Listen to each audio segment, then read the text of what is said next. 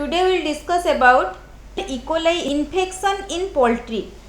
In last 3 months, what I have observed from the post-mortem reports of bird, I found that most of the mortality is due to the severe E. coli infection in poultry, in spite of the age group.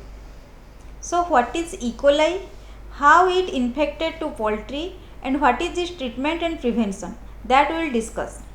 E. coli is a gram-negative rod-shaped bacteria.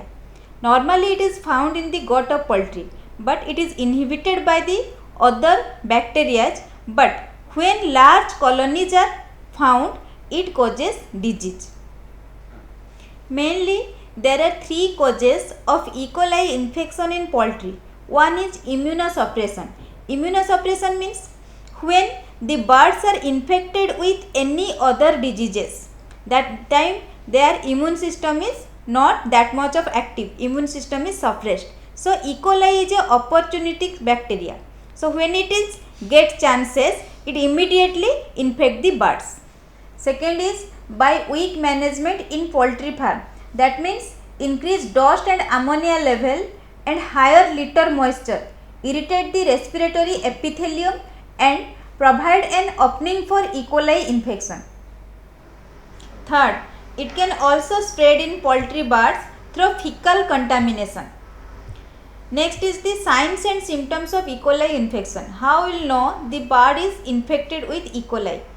Signs are non-specific and vary with age. So there is no specific signs by which you can identify that this is a E. coli infection.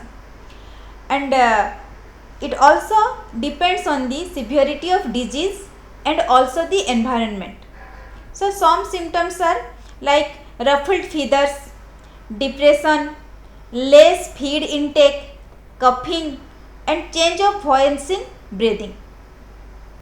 Next is prevention. How we can prevent the birds from getting infected with E. coli, and try to give less stress of overcrowding. Always give optimum temperature to your poultry birds.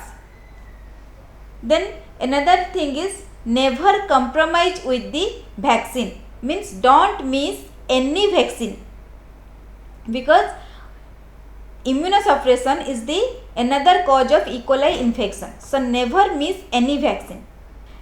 Also we can provide light dose of multivitamins and minerals, and selenium and chromium are the most important trace minerals, which are also provided by the PAPL multimin, which will help the birds to develop their immunity. And fungus free and good quality food should be provided. Next is the treatment.